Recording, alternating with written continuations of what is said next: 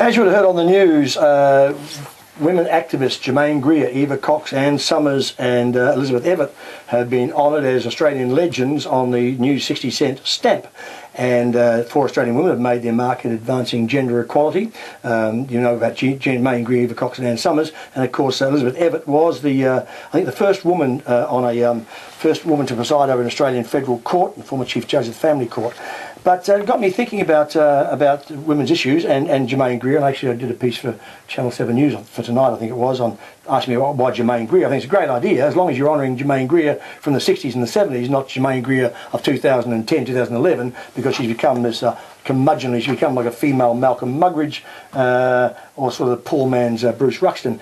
I want to talk about that and take your calls, 969693. Also talk about why aren't there more women, speaking of women on air, why aren't there more women on radio and television? The television has picked up a lot in recent years. And to talk about it with me in the studio, because he's the new presenter of the Drive program on TUE, starts up there in a couple of weeks, and he has his own program on Sky called Paul Murray Live. He's in the studio. Mr. Paul Murray, good afternoon. G'day Derryn and hello Melbourne. Good to have you here. Very nice to be in here. This is the masterclass of radio. I'm watching the older bloke with the beard doing it a lot better than the younger bloke will. Yeah, well, I said the other day, I said, where was your mother all those years ago? Because people keep saying that, is Paul Murray your son?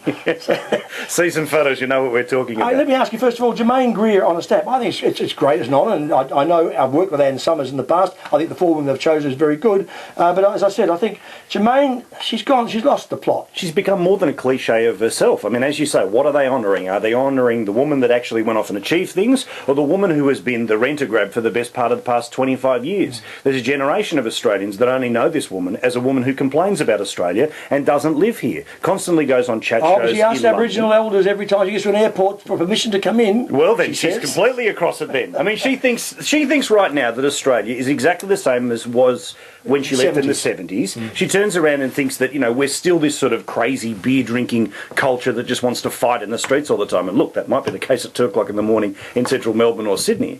But largely we've well and truly moved on, and I don't think she's a great representative of us in the modern day, and certainly not modern women. Well, I must pass on my bias in this case, because a personal interest. She got up at a Melbourne International Film Festival late last year and told the crowd, accused me of being virtually guilty of killing a friend who worked for me and with me in New York, Lillian Roxon, the rock historian. And she said I'd driven her to her death. And I was really hurt by that, because I'd had to sadly identify Lillian's body in the New York morgue and help arrange a funeral. So it was just, once again, it was Germaine Greer shooting her mouth off, saying that virtually her line was that Derryn Hinch and Fairfax paid her so little money that she had to eat virtually cat food, and because she was starving in New York, which is the highest paid person on my staff. Exactly. Well, look, I tell you what, my personal explanation, I simply don't like her. Yeah. That's it. You know. All right, now, speaking of this, let's look at we've got Kelly Underwood today, who's announced that she's not going to be calling the football anymore on Channel 10. I thought she did a pretty good job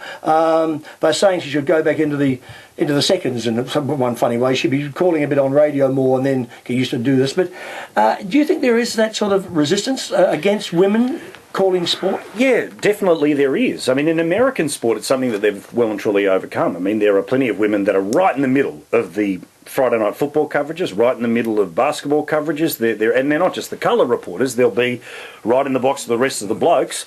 I was disappointed, apart from anything else, to see today in the Herald Sun that it was described as an experiment that had gone wrong. I mean, the idea that in 2011, the bold experiment is to put a woman on the television, put a woman on the radio. It's ridiculous. I didn't hear her call that many games because, frankly, I just didn't hear her do that. But if she wasn't up to the task, and that's the reason she lost the job. I mean, what did you think of her as a caller?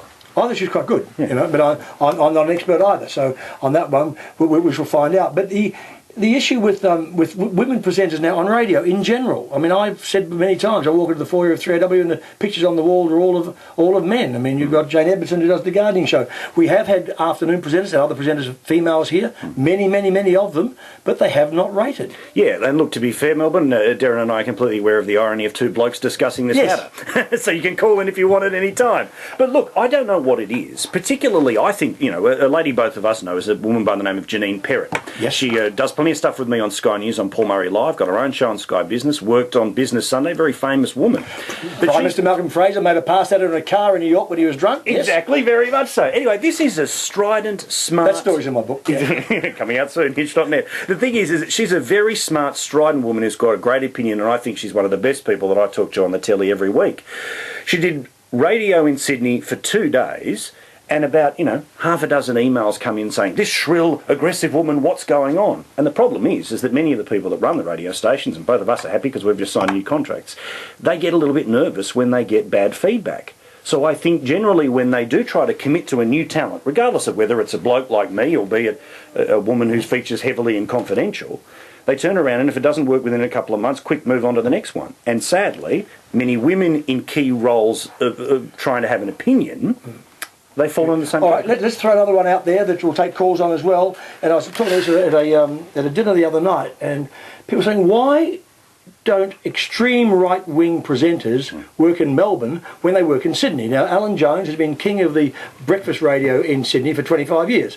And he's extremely right-wing, somewhere to the right of Genghis Khan, used to work for the Liberal Party.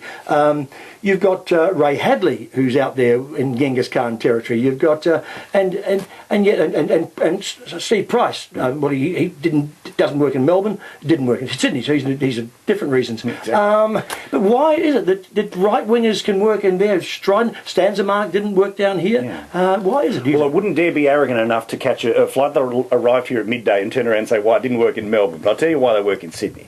Because for some reason, the radio culture in Sydney, they really love biff. They love a fight, and more importantly, many of the constituencies that come on and do an interview, so if a Premier, a Police Commissioner or anyone else comes on, and you yell at them and bang, bang, bang away, well, they know to come back tomorrow. Seemingly, I know that, in this town, sometimes it's pretty easy to cut you out of the loop if you have a few negative interviews in a row. And in Sydney, they're very, very, very obsessed on the radio with inventing a problem at 9 o'clock, solving it by 12 o'clock, and most of that involves yelling at the police. That happens here too. Yeah. All right, we've got Paul Murray, the new Drive program host on 2UE, but he also produces his own Paul Murray Live on Sky, which is Monday. When does that start again? It's back on the 31st, I think, and you're going to come and play with us. It's on it from 9 till 10 every single night here in Melbourne. We're looking forward to a show. It's just, look, basically, it's a news discussion show, but it's a different type of telly where I'm not the normal bloke who's supposed to end up on the telly. I've got a beard and I'm overweight, so I'm already overstaying with Melbourne. Work for me. Exactly. Which means, apart from anything else, that we have real conversations about the news, including unpopular opinions. Yeah. Now, Sally Kincaid just called and said, how many of the production staff are female? Well, virtually all of my production staff are female. When I was doing the Hinch program back in the 80s and early 90s,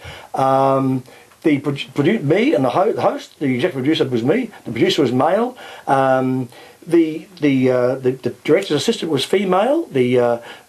Most of the staff, virtually most of the researchers were female. Half of the reporters, maybe 3/4 of the reporters, were female. So it didn't happen in television. Well, no, exactly. I mean, but you have a listen to a radio newsroom. Look at the 3RW newsroom. I mean, reporters you've had on here today, a person reading the news and a news reporter as well, both females, along with the boys out on the road. It's pretty even. But I've got to say, the production stuff, it's because we've got ADD and run around, and we've got good, strong women that turn around and say, "Oi, Hinch, focus on this at 3 o'clock." Yeah, that's a good point. All four. Now.